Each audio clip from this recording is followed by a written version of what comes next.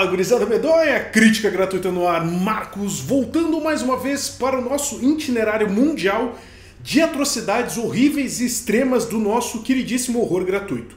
Se tu tá chegando aqui no canal pela primeira vez, seja muito bem-vindo, seja convidado a voltar todas as segundas-feiras que estamos fazendo essa tour mundial aí. Começamos lá no Chile, fomos pro México, Estados Unidos, Canadá, pulamos lá pra Itália. Chegamos à Alemanha com o Enfadonho, o Carol Conká dos filmes de terror, Melancholy der Engel.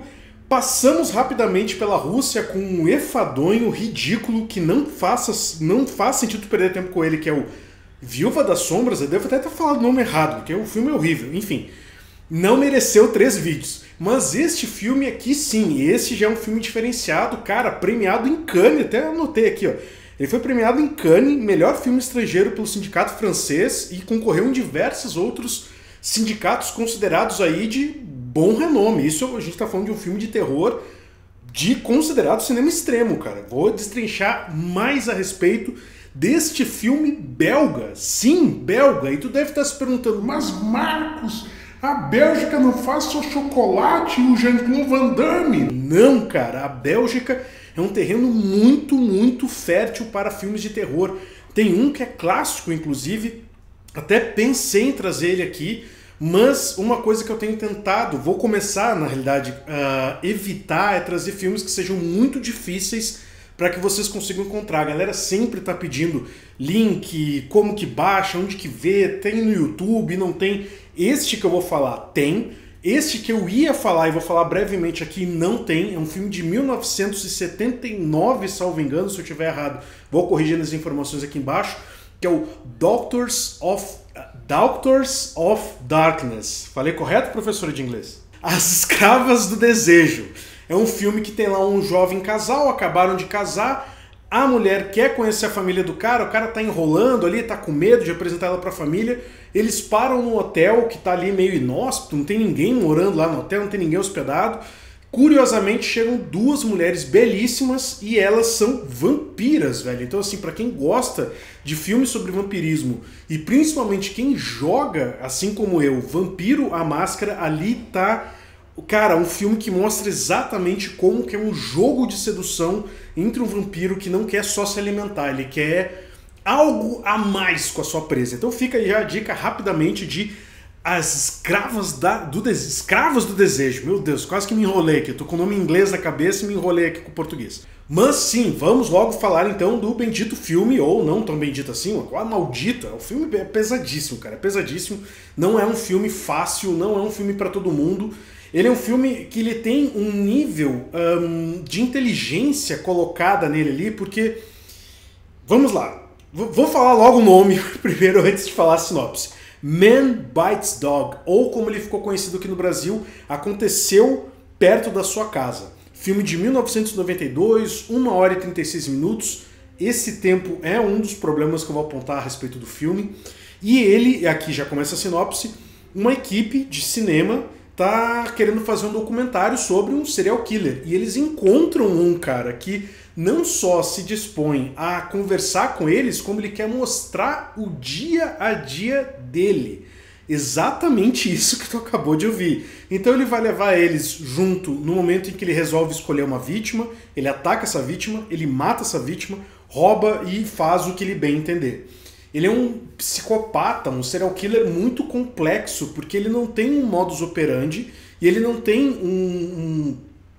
um tipo de vítima. Então assim, ele mata criança, ele mata velho, ele mata jovem, homem, mulher, enfim.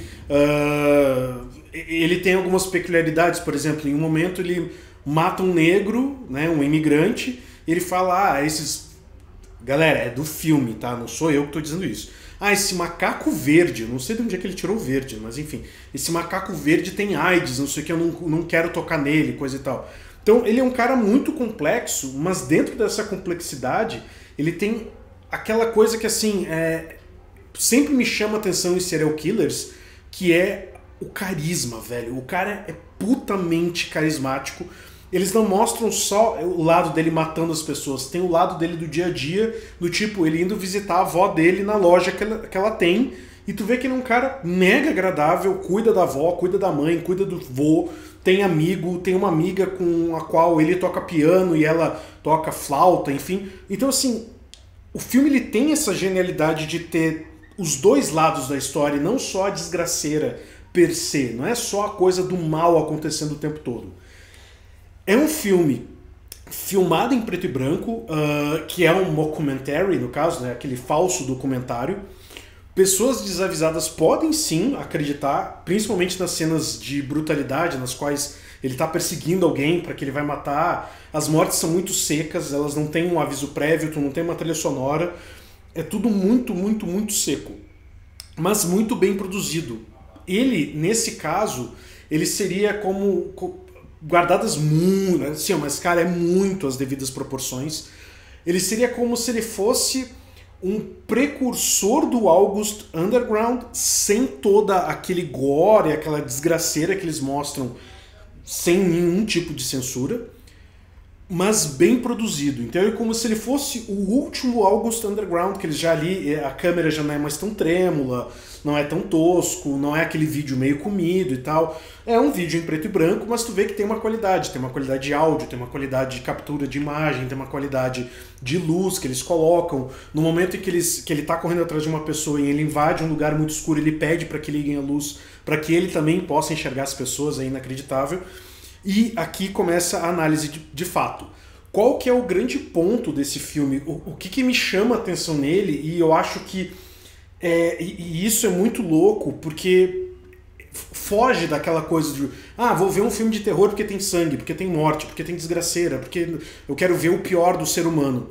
Ele traz essa questão do pior do ser humano de uma maneira muito lúdica. À medida que a equipe de filmagem tá com ele quase que o tempo todo, e ele demonstra ter um certo tipo de preocupação com essa equipe de filmagem, do tipo assim, tem uma hora que eles se despedem e ele pergunta pra eles, vocês chegaram bem em casa, já era muito tarde e tal, não sei o quê.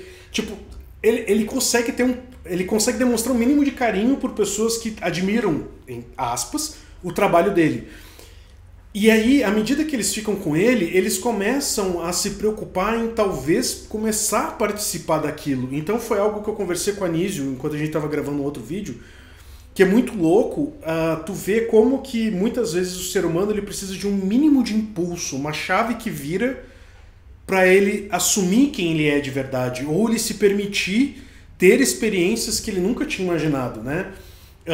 Neste vídeo aqui em específico eu tento evitar ao máximo spoilers. Eu vou deixar para os outros vídeos 3 razões para assistir e 3 para não assistir, mas aqui eu acho que é muito válido eu trazer esse exemplo para vocês entenderem a gravidade disso que eu acabei de dizer e a profundidade que isso tem dentro de uma subcamada que o filme quer trabalhar contigo.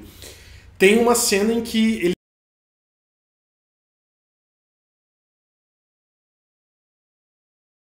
ele tá muito feliz, ele tá muito bêbado, ele tá muito louco, e ele invade uma casa e tem um casal transando em cima da mesa, assim, tipo, quem nunca, né? E, obviamente, ele invade com uma arma, ele mais 3 caras, então, assim, o cara se afasta, né? E ele motiva a equipe de filmagem a estuprar a mulher que tá ali. Não é tão gráfico quanto a gente tem em August Underground, que vai ser um maior comparativo que eu vou ter aqui até por ser muito próximo, né? É um serial killer acompanhado de alguém que filma, coisa e tal. Mas é notório, assim, tu vê que tem um dos caras da equipe de filmagem que ele participa meio que pela pressão de estar ali e tem um cara armado mandando ele fazer uma determinada coisa. Mas tu vê que os outros, eles meio que entram na brincadeira, aspas de novo, estupro jamais vai ser uma brincadeira, e eles curtem a parada, né? E aí, de repente, corta pra, tipo assim, o cara resolveu que, vou abrir o bucho da mulher e botar a tripa dela toda pra fora. Talvez seja a cena mais gráfica deste filme, tanto o estupro quanto a consequência da morte.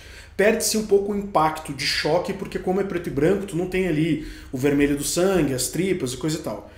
Mas é curioso esse tema de como a gente precisa, às vezes, só de um pequeno impulso pra a gente se tornar um monstro horrendo, que está disposto a fazer qualquer coisa pelo momento, pelo grupo que se faz parte. Parece muito alguns movimentos políticos que a gente tem visto ultimamente aqui no país, né? Enfim. Charles Manson também, aí, ó, trazendo referências lá de fora. Então, assim, é muito curioso isso e como que o filme ele não se preocupa em te dar isso mastigado, mas é muito perceptível. Tu vê pelo como a equipe começa a interagir com ele depois, principalmente depois desse caso. Então, ele é um filme que, se vocês forem me perguntar, Marcos, cinema extremo, onde tu colocaria ele? Né? Algumas pessoas têm me cobrado como se fosse um ranking para até onde as pessoas podem ir com os filmes de cinema extremo, deixando Melancholy the Angle, o August Underground Serbian Film como o pior de todos, né? O nível mais extremo de cinema que tu poderia encontrar. Eu acho que ele seria a porta de entrada. Porque ele é preto e branco, ele vai ter muitas mortes, mas nem todas elas têm um aprofundamento, são aquelas cenas cortadas, tipo, ele tá andando na rua, blá, dá um tiro num cara, ele corta, tá alguém correndo, blá, toma um tiro na cabeça. O fato de ser preto e branco, ele ameniza um pouco esse choque do vermelho que causa um pouco de repulsa em quem não está acostumado, então ele pode ser uma boa porta de entrada. Salvo engano, a versão que tem no YouTube, até vou dar uma olhada antes de botar o link aqui para vocês, ela é a versão editada, não é a versão crua, que inclui a cena de estupro com as 3 pessoas fazendo o revezamento e a cena da mulher com a barriga aberta. Então, assim, tirando estas cenas, eu acho que ele é um filme que é viável para quem quer consumir cinema extremo. Prestem atenção, é para quem quer consumir cinema extremo, não é alguém que assistiu Invocação do Mal e acha que já está pronto para assistir cinema extremo. Não é, são camadas diferentes de informação que esses filmes vão trazer e que vão te gerar um outro tipo de interação com o filme. Não é que nem Invocação do Mal, que tu pode ficar incomodado por ser baseado em fatos reais e tem elementos sobrenaturais, aí a pessoa fica com medo, coisa e tal. Respeito 100% disso, mas o cinema extremo, muitas vezes, ele trabalha exatamente esse lado que este filme trabalha muito bem, que é a gente é um monstro, que só falta um gatilho para ser liberto, sabe? Então eu acho que isso é muito pior do que tu ter um sobrenatural. É que nem aquela velha frase de sempre, assim, sem querer desdenhar de quem acredita no sobrenatural, eu acredito, mas tu tem que temer os vivos e não os mortos, né? Eles já estão descansando, já estão lá enterrados em paz e coisas do tipo. Nem todos, mas enfim. Mas tu tem que temer os vivos, né? Então, assim, eu acho que ele é um filme que ele mostra isso, que tem pessoas que já são puramente o mal em si e que elas conseguem influenciar outras que talvez nunca fariam aquilo que está sendo proposto, mas que acabam fazendo porque estão num meio em que se tu não fizer, ou tu vai ser excluído ou mesmo, quem sabe, eliminado. Nota para o filme. E aqui vai, junto com a nota, talvez a única crítica realmente negativa que eu tenho para o filme. O seu tempo.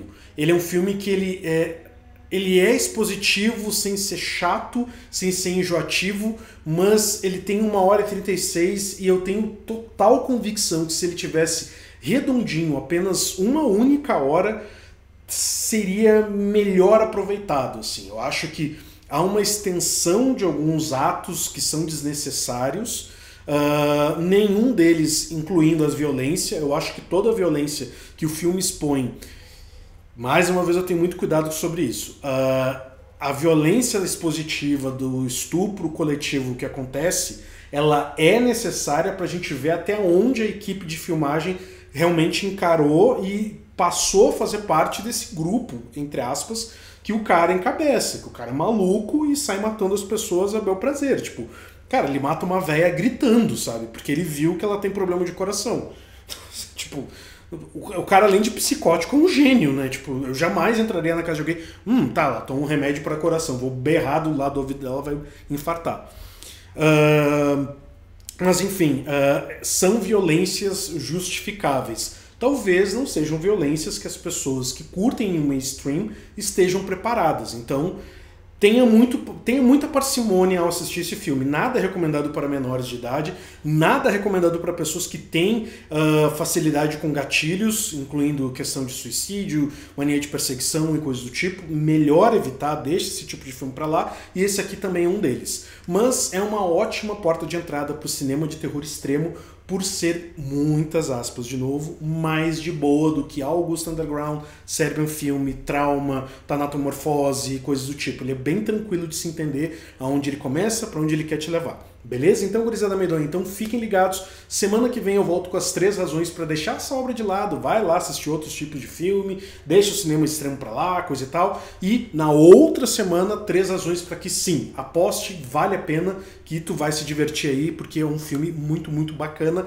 A Bélgica nos surpreendendo além de seus deliciosos chocolates e dos músculos de Bruxelas, o apelido do Jean-Claude Van Damme. Então é isso, gurizada medonha. Muito obrigado, beijo, abraço, tchau e fui! Valeu, falou!